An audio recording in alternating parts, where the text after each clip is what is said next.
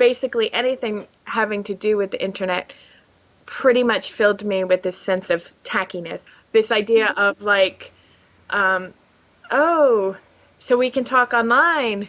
That's great, but you're my friend, so how about we talk in person? Purely just on the internet, I don't think the relationship can be as real.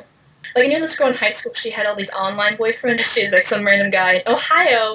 She's like, oh my gosh, I'm in love with him. I said, do you know what he looks like? I believe I act the same way, but I know other people might not be who they say they are.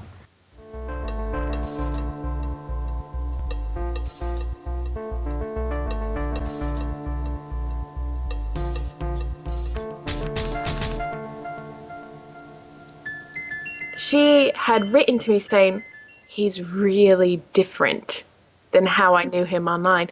I think the danger is that you become complacent, you fill in the gaps yourself, and you create this image about who they are, which might actually not really be accurate.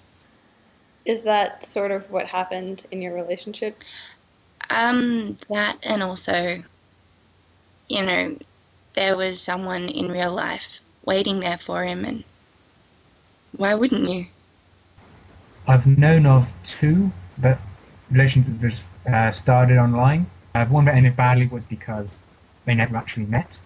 It was all online. But the one that went well is two people just in different parts of Australia, and they have actually now met. They're living close together now, and it's worked.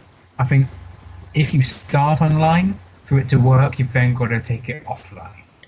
So, I mean, obviously, like, on the set, you know, Tom and Christine are married now, but they actually, like, met in real life. Say hello, Tom. Hello, Tom. Yes.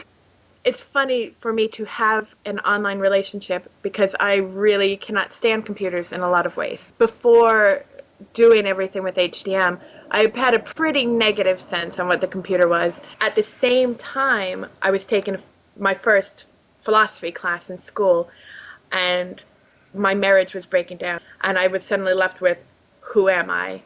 What am I? My first posts on HDM are great. They're full of philosophy and, you know, these wonderful quandaries of, like, well, how do you know we're really real? And things like that. They really became a sounding board for me to develop who I was as 24-year-old Christine. And that's really what the foundation of our whole relationship was talking back and forth first through private message, and then through MSN and email about philosophical points of view. At first, we were both completely freaked out. And we said, well, we're not going to talk for the weekend. This is, like, not real. This is something that we've created in our heads. And then about a day into not talking, we both contacted each other, like, at the same time and said, you know, it's silly that we don't talk to each other. We really care about each other. And, you know, the relationship is going to be what we put into it, which is actually very true. There's been a lot of sort of coupling happening on the website. Why do you suppose that might be? That people don't judge as harshly online. You decide when all your baggage comes out. And also because people are just so nice online. And also when you meet someone in the internet, it's like they don't have the prejudices that people you meet in real life have, because they know nothing of you.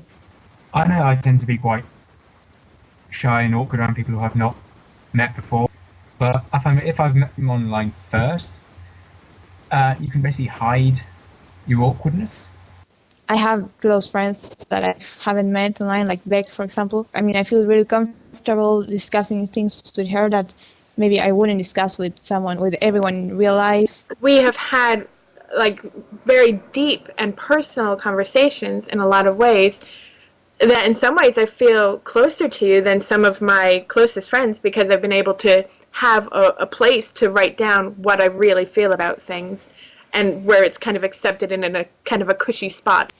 It's something that you really wouldn't have been able to do like 10 years ago. People like Larry and people like Ryan, you know, they're amazing people that you would never have had the opportunity to meet before. And in some ways their lives are so similar to my own, but at the same time there's always a couple of little differences that just make it interesting.